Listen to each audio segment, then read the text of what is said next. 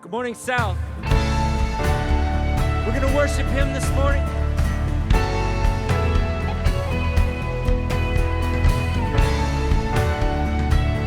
He is risen.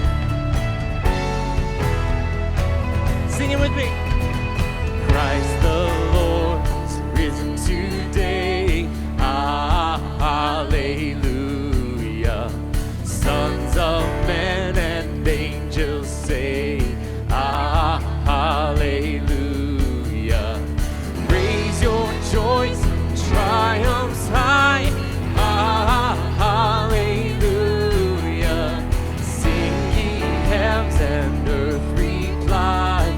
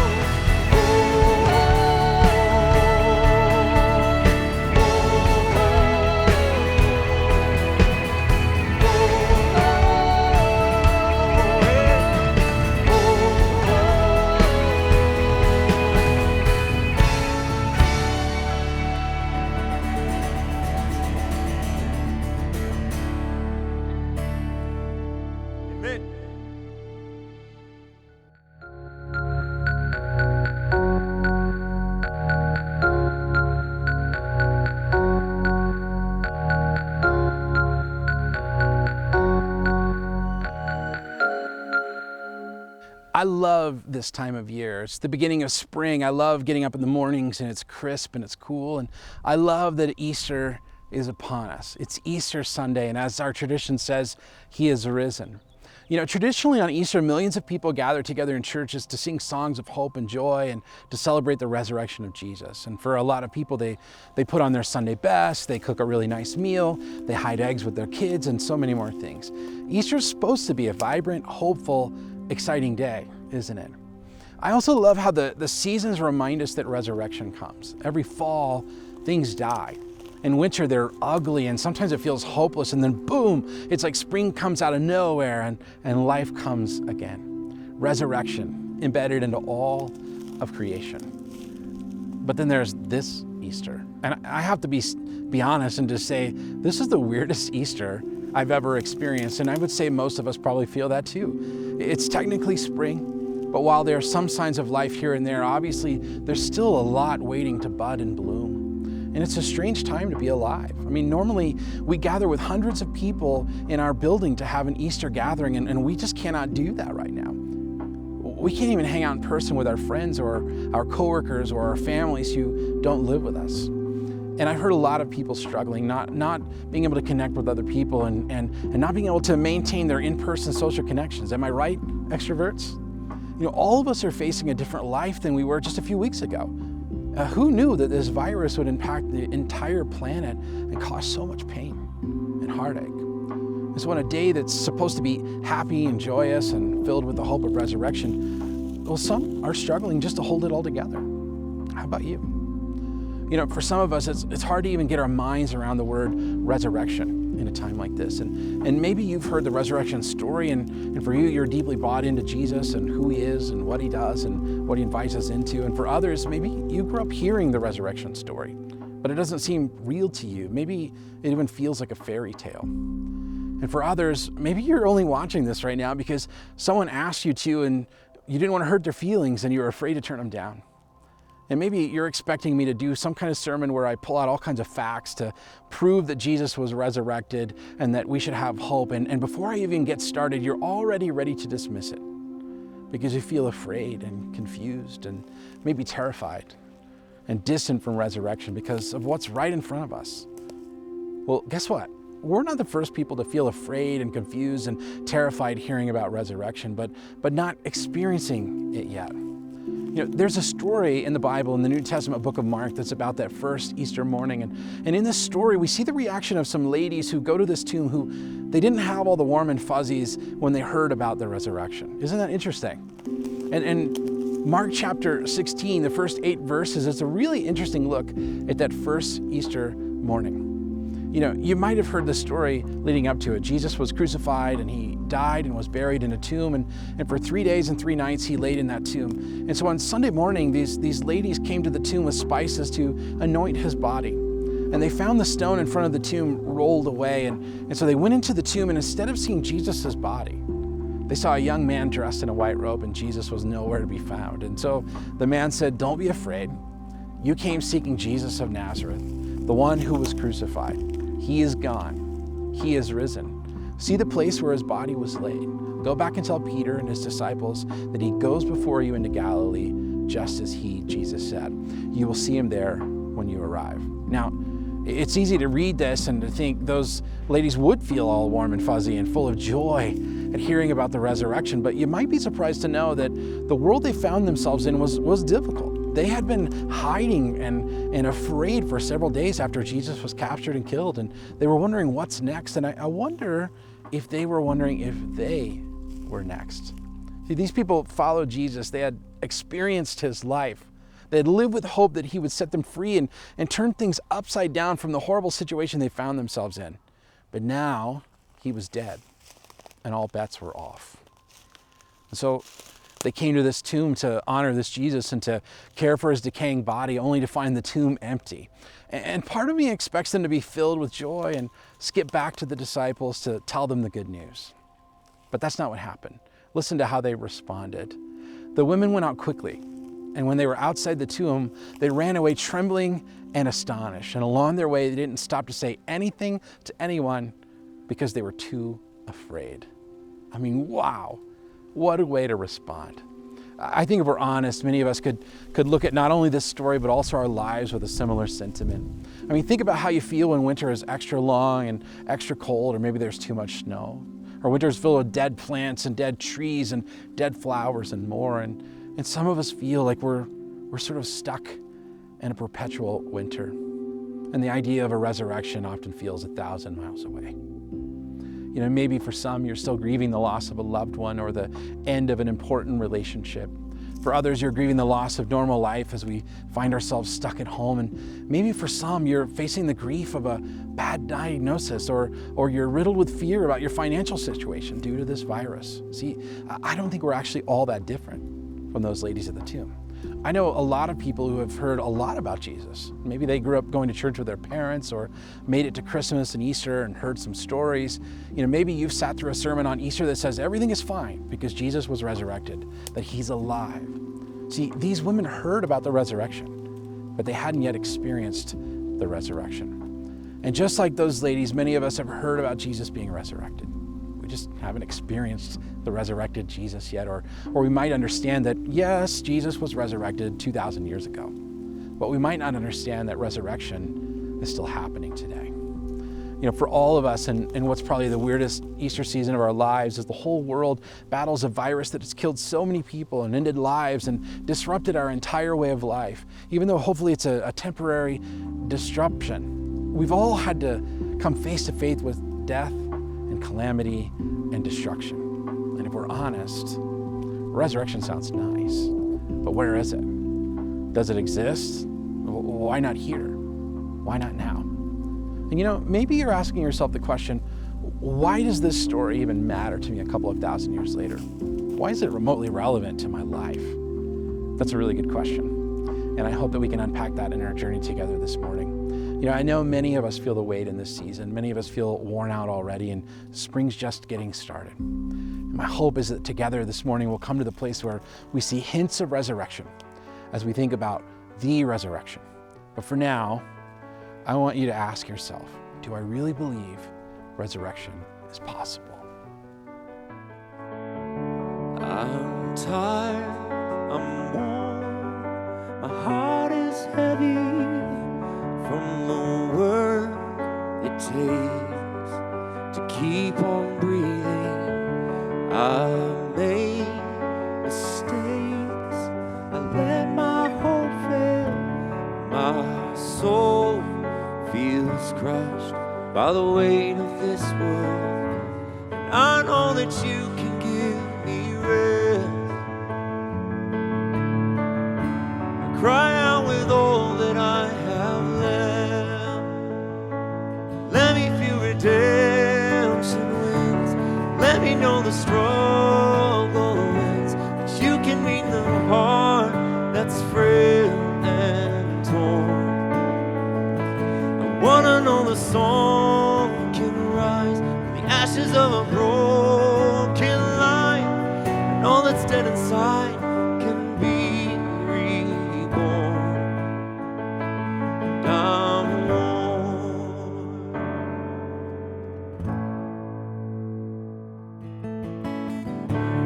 I know I need to lift my eyes up, but life just won't let up. I know that you can give me rest. So I cry with all that I have left. Let me know redemption wins. Let me know the struggle ends. That you can mend the heart that's frail and torn. I wanna know of a broken life, and all that's dead inside can be reborn. 'Cause I'm warm, my prayers winging thin. I'm warm, even before the day begins. And I'm warm, I've lost the will to fight. I'm warm, so heaven flood my eyes. Let me know redemption wins. Let me know the struggle ends. You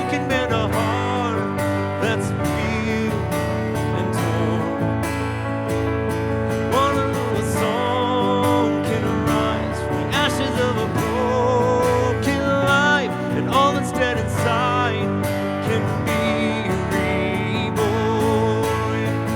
'Cause all that's dead inside can be reborn.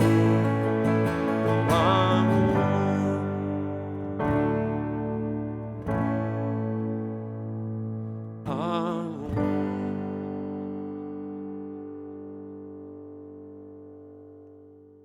You know, I've been at home working from home like most of us have for several days, and I was sitting in the backyard and I noticed something, that there were these flowers in my backyard they were sprouting above the snow. And just the stems, nothing was blooming yet, but nevertheless something was growing and it was green. And it was this beautiful reminder that those perennials were coming back, that they survived the winter, and that their beautiful flowers would soon make an appearance. So later that afternoon, I noticed that with some sun on them, a couple of them actually had bloomed into this beautiful yellow flower, and it really floored me. I mean, here we are, all stuck in homes, facing uncertain times and unknowns and loss all around us. But God's good creation kept creating in the midst of it all, showing us that, well, resurrection indeed is still happening. You know, we're living in that interesting now and not yet time where we're anxiously awaiting to walk out of that winter. And I imagine it's how those early followers of Jesus must have felt those days between the tomb and the resurrection. Like they were under some sort of cloud, or like the spell of winter. They faced loss. It must have been agonizing. But I also have no doubt that some of them must have had some kind of hope, some kind of trusting that God wasn't through with the story yet. I mean, if resurrection, not just the resurrection, but an ongoing, continuous resurrection is possible, well, how would we even know what it looked like? Well, good question. I'm not going to spend my time giving you 1,000 intellectual proof cases or points why Jesus rose from the dead. I mean, I unequivocally believe he did, don't get me wrong, but what I am going to do is to show you some glimpses of resurrection from the life of Jesus. See, those flowers, only a couple of them are blooming, but I know from experience that many will bloom, and that they'll be beautiful, and that I can trust that after the winter I'll see resurrection again, because I've seen it time and time before. Imagine if God stepped into humanity, into our world. What might be released? What might happen to the cold, dark winter? Where might we see resurrection? Our community's been reading through the Gospel of Mark together for several months, and we jokingly call it the ADD Gospel because it bounces around from one thing to the next so rapidly. In the first century, the people of Israel, they found themselves in a really tough spot, because even though they were God's people, they found themselves occupied by the Roman army, and they were oppressed. Their way of life was under siege, and they definitely felt the weight of the oppressor. And by all accounts, it was a miserable experience. I mean, imagine feeling restricted and not free, cut off from your way of life. You know, although we can't quite get how that feels, it's not all that hard to imagine, is it?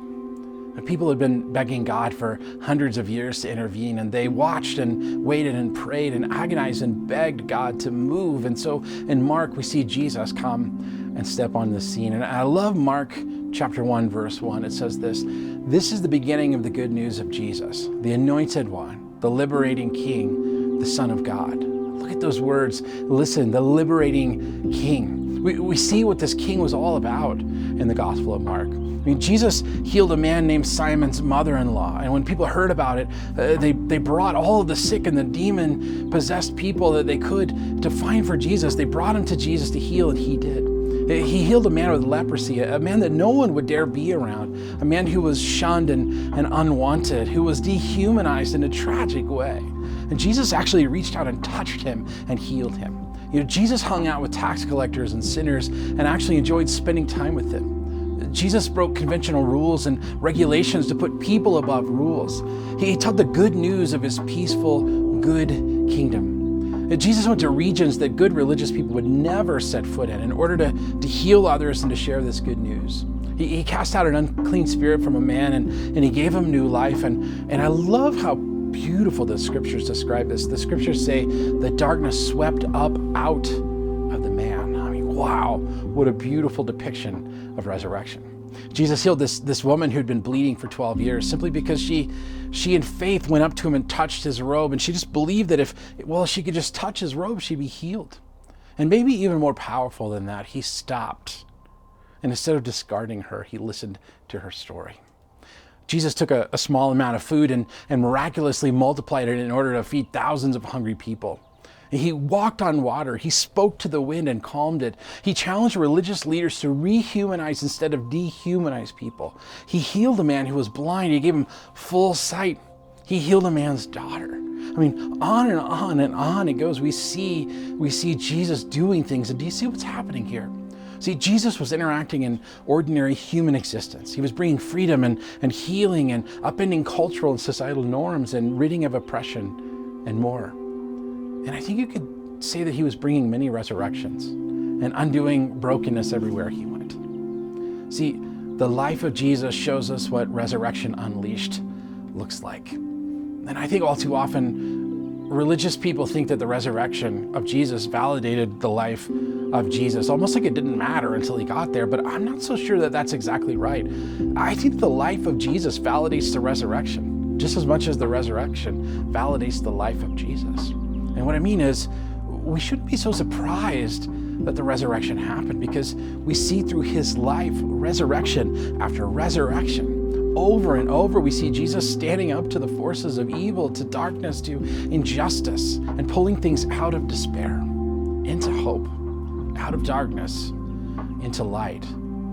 And in the cross, we see the most magnificent display of his work. I mean, he took the weight of the sin of the whole world upon him, and by his death defeated all the powers of sin and death once and for all. I mean, it's absolutely mind-bending to think about, and not surprising, because all throughout his life, well, Jesus dropped hints all along the way. And like the flowers beginning to bloom, giving signs that spring is coming, like flowers blooming, giving signs that he was the resurrecting king. It's no surprise then that he defeated sin and death and evil 3 days later after he died by resurrecting. You see, his life demonstrated what his kingdom would be all about. And fits and starts, we see it. And in the resurrection, we see that he fully intends his kingdom to break forth onto all of creation. And that is good news. But it's not just good news cosmically or theologically. It's actually good news for you and me, because this same Jesus who rose from the dead, who demonstrated through his life the power he had over death and sin and evil, the same Jesus is still resurrecting things today. And signs of this are, well, they're embedded into all of creation. That cycle of burial, of death, burial, and resurrection, it's happening right in front of our eyes. And with creation, with people, with you, with me. Wow, that is amazing. Well, what if this King of Kings cared so much about you that he wanted to know you and for you to know him? And what if he was in the business of resurrecting things in your life? I mean, what would it look like if that resurrection happened in your relationships? What would it look like if that dream that you had that was dashed was resurrected? What if your relationship with God was resurrected? And what if instead of just hearing about resurrection, you experienced it? Yeah, in Mark 16, verse 9, right after we see the women rushing out of the tomb afraid, we see something pretty incredible. See, Jesus appeared to this woman named Mary Magdalene, and this was a woman that he had seen before and interacted with before. He had cast 7 demons out of, and so what happened when he revealed himself to her? Well, she took the news back to other followers of Jesus. I mean, she experienced the resurrected Jesus, and she went on to tell the others, and they doubted. And so what happened? Well, Jesus gave up. No, that is not exactly what happened at all. You know, he continued appearing to others, and first to a couple of guys on a walk, and then to his disciples, and they believed because they experienced the resurrected Jesus. And he tasked them to go into all the world and share the good news with all creation. See, the good news that he is alive and that he's making all things new. And that, my friends, is good news. See, Jesus' life validates that he was who he said he was, that he cares deeply about all of creation, and he wants to know you intimately. He wants you to not only hear about him, and not only hear about what he's done, but to experience resurrection, to experience the resurrected Christ for yourself. And he's still in the business of bringing resurrection even today. You know, it might be hard to believe, and maybe you're thinking, well, there's no way. What if there's a way? Jesus, we've seen from his life that he's a miracle worker. He's a promise keeper. He's the light in the darkness. And listen, he is here. So here's a question for you. Do you know this resurrecting King? Are you willing for him to be a way maker in your life?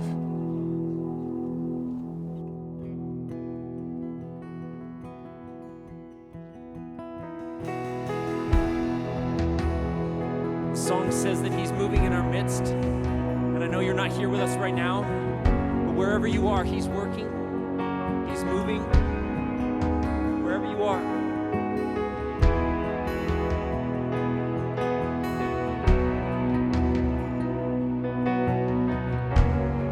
He's invading homes all over the city. Sing it.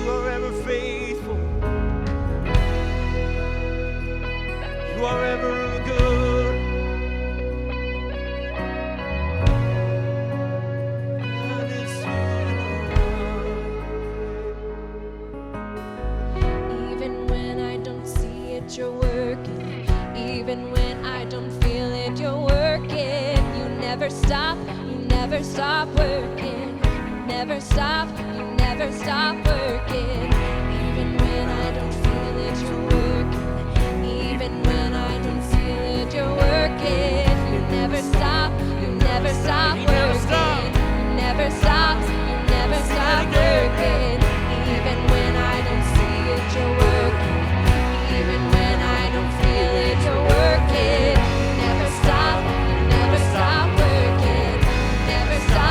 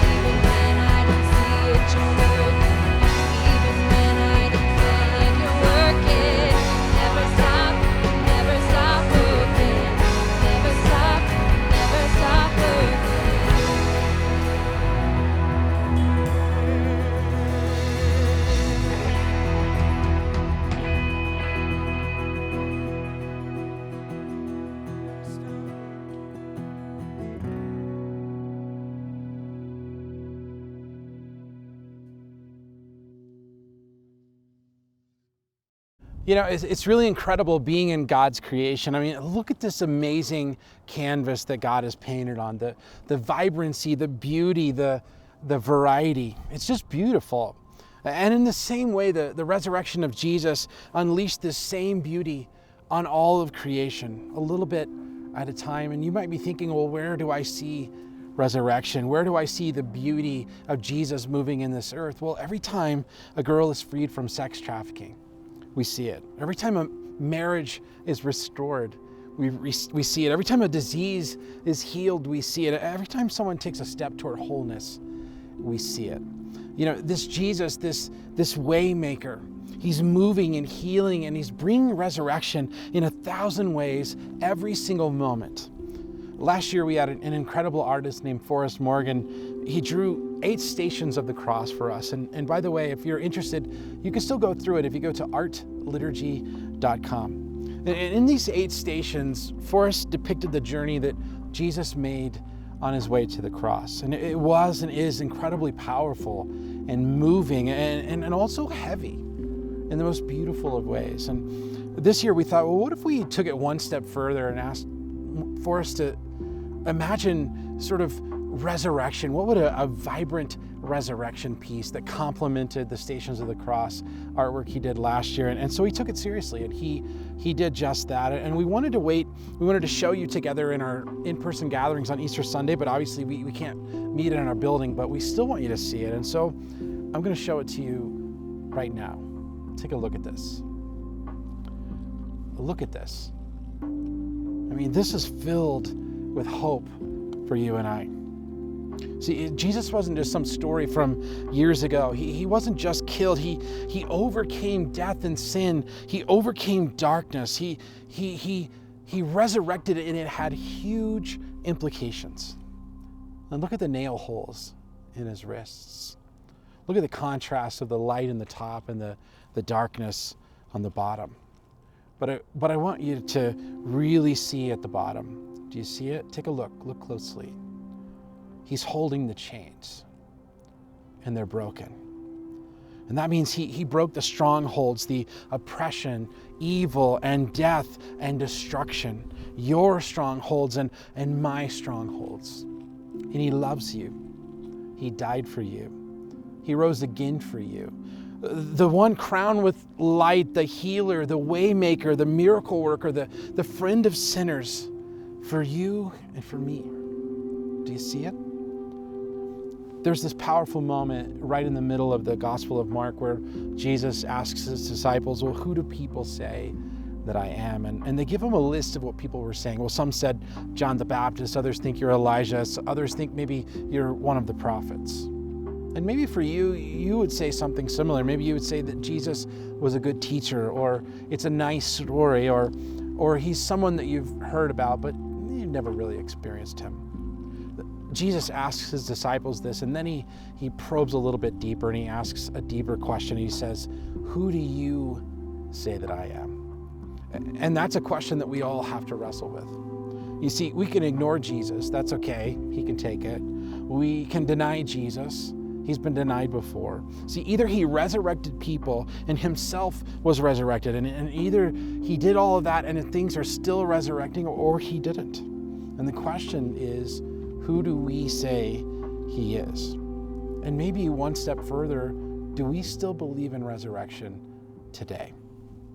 Friends, there are signs that the vibrancy of spring is upon us. There are signs that there's hope for the future. See, Jesus' life revealed his nature and intentions to us.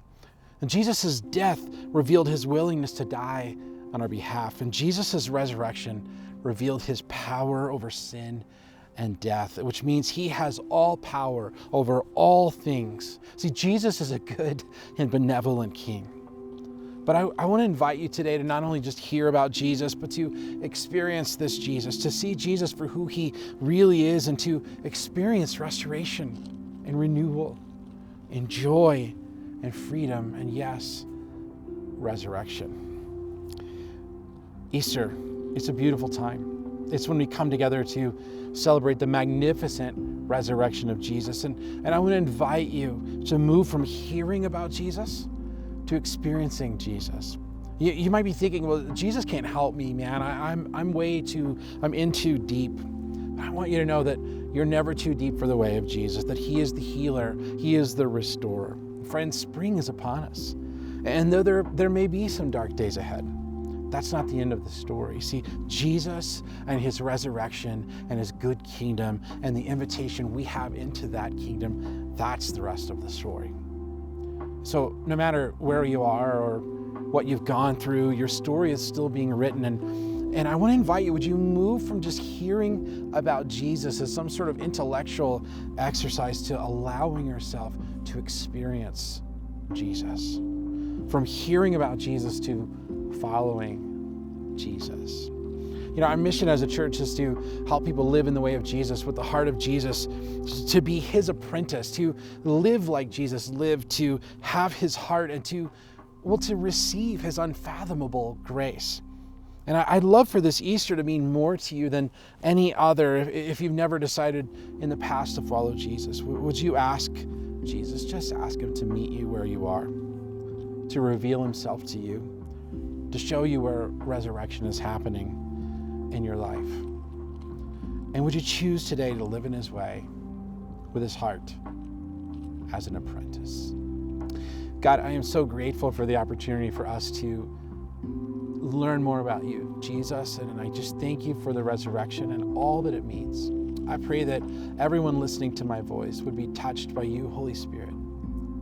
Jesus, would you help us to experience you and not just know about you, not just hear about you, to experience you, to begin to live in your way with your heart. And I ask all these things in the strong, powerful name of the magnificent Redeemer, the resurrected King, the liberating King, Jesus. Amen. Friends, Resurrection Sunday is here, and we're not just going to talk about it. We're going to sing about it. We are going to worship and celebrate the resurrected Jesus. And we're experiencing, as we sing, the goodness of his resurrection at every turn. He's done great things. Would you join your hearts with me, with our worship team, to sing, He is risen indeed. Oh, we're going to worship him.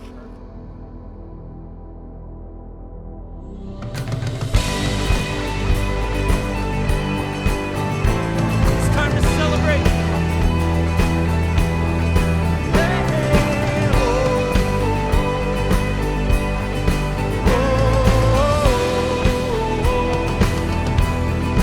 Sing it. Come, let us worship our King. Come, let us bow at his feet. He has done great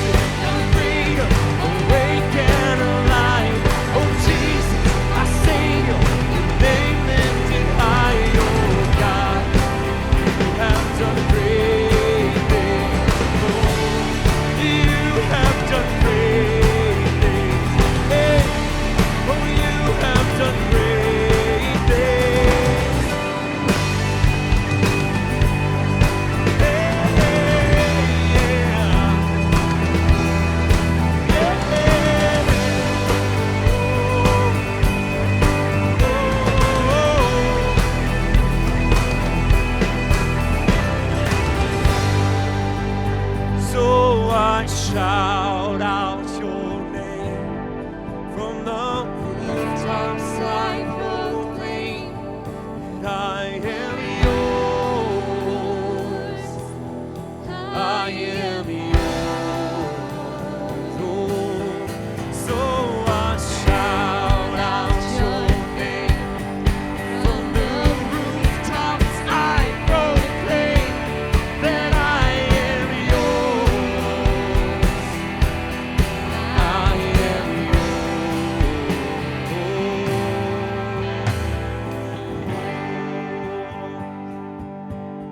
Yes. Because of all that you've done, we are yours.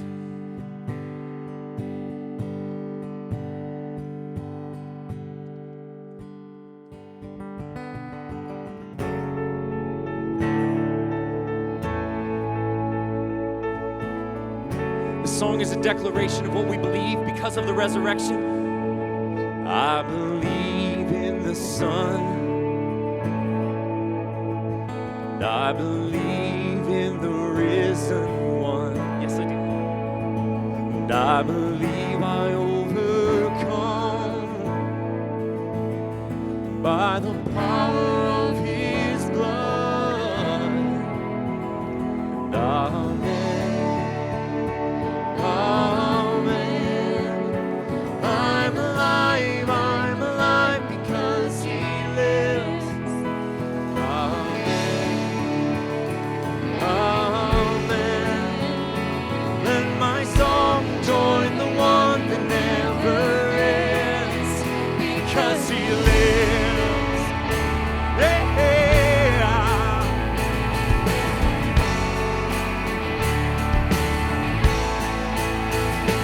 I was dead in my sin. I was covered in sin and shame. I heard mercy call my name. Oh, he rolled the stone away. Amen. Amen. I'm alive because he lives. Amen. Amen. And my song join the one that never ends because he lives. I can face tomorrow because he lives. Everything is gone, and I know he holds my life, my future in his hand. Amen. Amen. I'm alive because he lives. Amen. Amen. Let my song join the one that never ends. Amen. Amen. I'm alive because he lives. Amen. Amen. Let my song join the one that never ends. Yeah, because he lives. Oh, because he lives.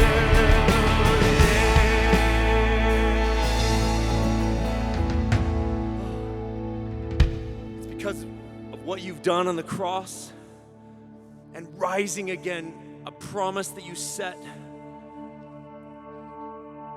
that we would one day rise also. Right now, we just want to pray a prayer that his kingdom would come, his good kingdom, his good rule, his good reign would come over the city. So I'm going to pray that prayer, and I just would ask you all around the city right now that voices would raise and pray for the city. Father God, I pray for Littleton. Lord, right now this world is crazy and it seems out of control, but you're still in control. So Lord, we ask that you would send comfort, that you would send peace into homes right now. Lord, we ask for protection for those who are most at risk in this season. We ask for those who have lost jobs and who have fear welling up inside of them. Lord, would you give them peace?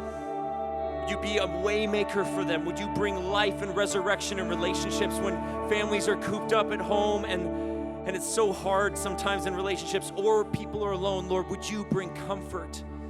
Would you bring companionship? Would you bring peace? Pray out over the city. He's a good king, and we want what he wants. We want his way. His way is good. His way is beautiful. He is King of kings and Lord of lords, but we want more of his influence to saturate this city. We're going to sing this beautiful song that declares that he is king. He is king. He is king.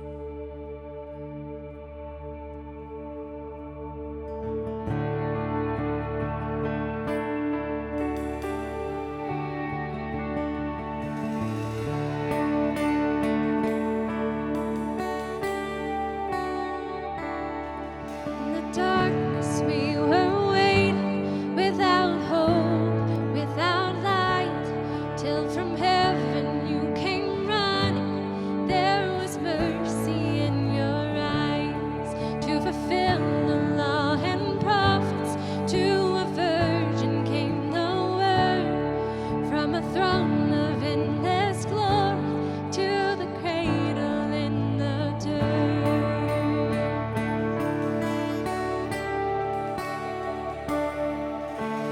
Praise the Father, praise the Son, praise the Spirit, three in one. God of glory, majesty,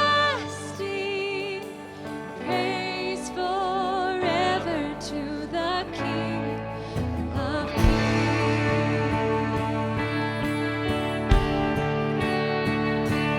To reveal kingdom come and to reconcile the lost, to redeem the whole creation. You did not despise the cross, for even in your suffering you saw to the other side, knowing this was our salvation.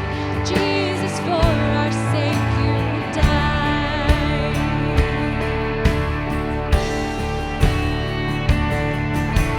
Praise the Father, praise the Son, praise the Spirit, three in one. God of glory, majesty, praise forever to the King of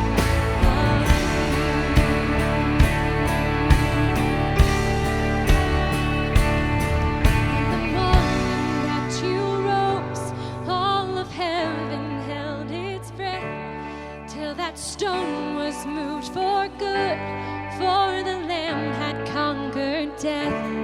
And the dead rose from their tombs, and the angels stood in awe, for the souls of all who come to the Father are restored. And the church of Christ was born, then was sealed with the flame. Now this gospel truth of old shall not kneel, shall not fade. By his blood and in